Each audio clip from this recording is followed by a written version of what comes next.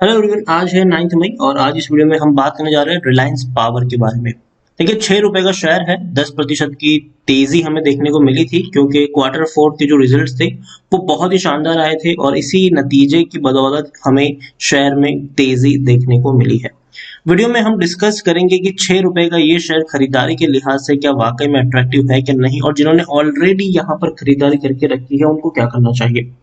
तो वीडियो को मैं शुरू करूं उससे पहले अगर आपने अभी तक चैनल को सब्सक्राइब नहीं किया है तो प्लीज अभी इसे सब्सक्राइब कर लीजिए, क्योंकि आगे भी बहुत सारे वीडियोस हैं जो आपको काफी ज्यादा हेल्प करेंगे। उसके साथ साथ अगर आपने अभी तक मेरी टेलीग्राम चैनल को ज्वाइन नहीं किया है तो उसको भी ज्वाइन करना मत भूलिएगा, लिंक आपको डिस्क्रिप्शन में मिल जाएगा।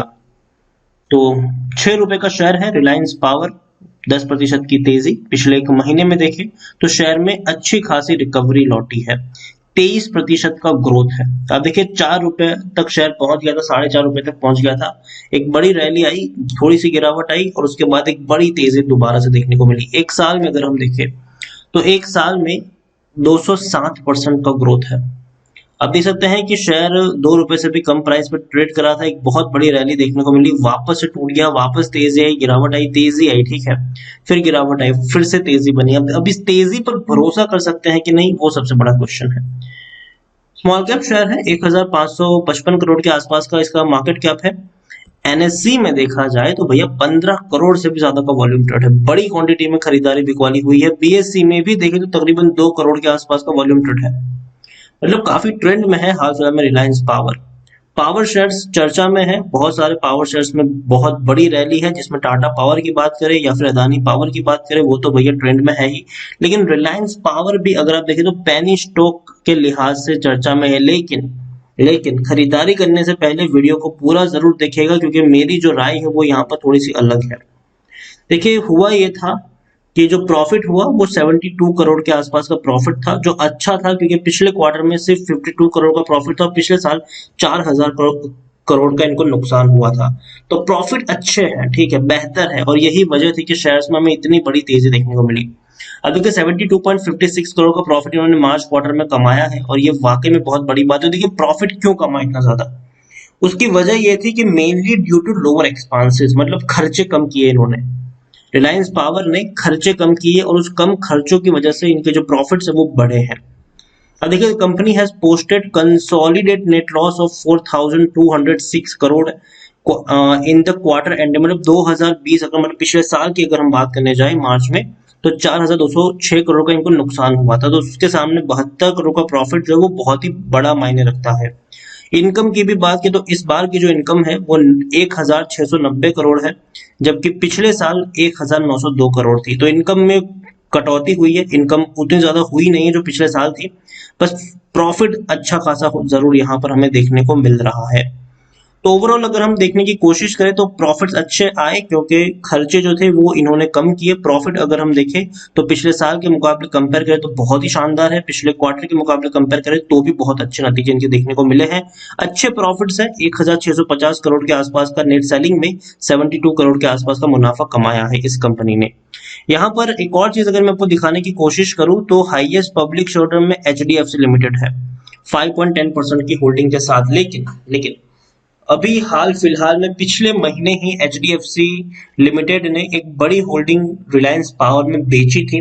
तकरीबन देखा जाए तो 2.5 से 3% की होल्डिंग एचडीएफसी के द्वारा बेची गई थी। उनके पास रिलायंस पावर की 7.5% के आसपास की होल्डिंग देखने को मिल रही थी और उन्होंने एक बड़ी होल्डिंग बेची और होल्डिंग बेचने के बाद अब इतनी होल्डिंग बची और एचडीएफसी के पास है।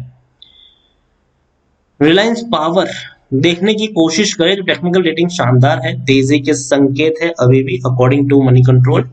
लेकिन according to Moneycontrol user अगर हम देखिए तो 83% लोग खरीदने की सलाह दे रहे हैं, 11% लोग बेचने की बात करें और 6% लोग यहाँ पर होल्ड करने की नसीहत भी आपको दे रहे हैं। और रेवेन्यू डेफिनेटली अच्छे थे, प्रॉफिट भी अच्छे थे, लेकिन जो दिक्कत अभी भी बनी हुई है वो है इनके शेयर होल्डिंग्स में। अगर मैं आपको टिकर टाइप पे ले चलूं तो रेड मार्क बहुत ही ज्यादा है यहाँ पर। आप देखिए, रिटर्न वर्सेस एफडी रेट, मतलब शेयर ने कितना कमा कर दिया, और जनरली बैंक की एफडी से अगर हम कंपेयर करते हैं तो भैया बैंक की एफडी ने ज्यादा पैसा बनाकर दिया है compare to Reliance Power. Dividend की बात करें तो डिविडेंड पे ही नहीं कर रहा है, और मोस्ट इंपॉर्टेंट चीज, हाल फिलहाल में जिस प्राइस पे शेयर ट्रेड कर रहा है, क्या वो हाल फिलहाल में खरीदारी के लिहाज से अट्रैक्टिव है कि नहीं 6 रुपए का शेयर? तो उसका सीधा जवाब है बिल्कुल भी नहीं। टिकर टैप के अनुसार not a good time to invest, हाल फिलहाल का जो वक्त है वो रिलायंस पावर में खरीदारी के लिए बिल्कुल भी सही नहीं है, क्योंकि शेयर जो है वो ऑलरेडी ओवरबॉट जोन में है, ओवरबॉट जोन में है, इसलिए खरीदारी का अच्छा मौका यहाँ पर नहीं है। शेयर होल्डिंग पैटर्न की बात की तो प्रमोटर के पास 9.06% की होल्डिंग है, म्यूचुअल फंड के पास 0.15, अदर डोमेस्टिक इंस्टीट्यूशन के पास 4.10% की होल्डिंग है, फॉरेन इंस्टीट्यूशन मतलब एफआईएल्स के पास 2.15% की होल्डिंग है, बाकी की रिटेल एंड अदर्स के पास देखने को मिल रही है। इसमें से रिटेल्स के पास 27.74% की होल्डिंग, मतलब आप और हमारे जैसे जो लोग होते हैं उनके पास 27.74% की होल्डिंग है, और अदर पार्टीज के पास 56.79% की होल्डिंग देखने को मिल रही है। अगर मैं आपको यहाँ पर दिसंबर में दिखाने की कोशिश करूँ तो अदर डोमेस्टिक्स ने बिकवाली करी थी, और एफआईएल्स ने हल्की सी खरीदारी करी है, म्यूचुअल फंड जहां थे वहीं पर है। अदर डोमेस्टिक कंटिन्यूअसली यहाँ पर सिर्फ और सिर्फ बिकवाली कर रहे हैं, और प्रमोटर भी जो है वो बिकवाली करने का रुख अपना रहे हैं। यहाँ पर अदर पार्टीज थोड़ी थोड़ी खरीदारी कर रही है, इसमें कोई शक नहीं है।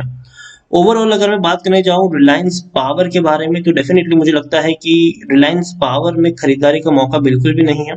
6 रुपए का शेयर मुझे काफी महंगा लग रहा है, और डेफिनेटली ओवरबॉट जोन में जा भी चुका है, और हर बार हमें देखने को मिला है कि ये शेयर वो शेयर है जिसमें जब भी तेजी आती है लोगों का पैसा फंसा है यहाँ पर। अब देखिए जब भी कोई रैली आई है उतनी ही गिरावट दोबारा से देखने को मिली है। मतलब मैं यही कहूंगा कि अगर आपके पास रिलायंस पावर के शेयर है और ये जो तेजी आ रही है उसका फायदा उठाकर बिकवाली कर सकते हैं, मतलब एग्जिट ले सकते हैं, और जो प्रॉफिट होता है उसको बुक कर सकते हैं, लेकिन फ्रेश बाइंग करने की गलती बिल्कुल भी यहाँ पर मत कर लेना, क्योंकि आप खरीदारी करने जाओगे और उसके बाद ऐसी गिरावट देखने को मिलेगी कि आप फिर बेच ही नहीं पाओगे, या फिर आपको नुकसानी में यहाँ पर निकलना पड़ेगा। रिलायंस पावर फंडामेंटली बिल्कुल भी उतना ज्यादा स्ट्रांग नहीं है, आप देखिए नीचे की तरफ ही शेयर जा रहा है, तो और तेजी इससे पहले भी अच्छी खासी बनी थी, लेकिन हर बार आपको उससे ज्यादा की गिरावट देखने को मिली है। तो तेजी में हमेशा ट्रैप तैयार हुए हैं, और उस ट्रैप में कभी कभी रिटेल इन्वेस्टर्स भी फंसे हुए हैं। कुछ लोगों का पैसा बना भी है जिन लोगों ने निचले लेवल पर खरीदारी करी है और ऊपर के लेवल पर बेचा है, लेकिन ज्यादातर लोगों का पैसा यहाँ पर डूबा है जो ऊपर के लेवल पर खरीदारी करके फंस चुके हैं। तो इसीलिए कहूंगा कि जरूरत नहीं है ऐसे रिस्क लेने की, खास करके ऐसे रिलायंस पावर जैसे शेयर्स में। अच्छे शेयर्स हैं जो सस्ते दाम पर अवेलेबल भी है, चाहे तो उस पर आप रिस्क लगा सकते हैं, लेकिन रिलायंस पावर मेरे हिसाब से अवॉइड करनी ही चाहिए। यहाँ पर खरीदारी के कोई मौके हाल फिलहाल में नहीं है, और ना ही फ्यूचर में बनने वाले हैं। यहाँ पर कंपनी कर्जे के दौर से गुजर रही है, प्रमोटर बिकवाली कर रहे हैं, और फंडामेंटली उतना ज्यादा स्ट्रांग भी नहीं है। मार्केट में उस बहुत सारी बड़ी पावर कंपनियां हैं जो इनके सामने काफी अच्छी मार्केट प्रेजेंस रखती है, और अच्छे खासे इनके पास लिक्विडेशन भी है, तो उन पर आप दाव खेल सकते हैं, और रिलायंस पावर को अवॉइड करना रहेगा, ज्यादा बेहतर रहेगा। ऊपर के लेवल पर प्रॉफिट बुकिंग करके निकल लीजिए, और डेफिनेटली काफी महंगा शेयर है अभी के लिहाज से, अगर हम देखें तो बहुत जल्दी आपको यहाँ पर थोड़ी बहुत प्रॉफिट बुकिंग आती हुई नजर आ सकती है। वीडियो को यहीं पे एंड करूंगा। पसंद आया हो तो लाइक करो, शेयर करो, चैनल पर अगर पहली बार है तो प्लीज सब्सक्राइब करो। रिलायंस पावर के बारे में क्या सोचते हैं वो भी आप मुझे कमेंट में लिखकर बता सकते हैं। Thank you.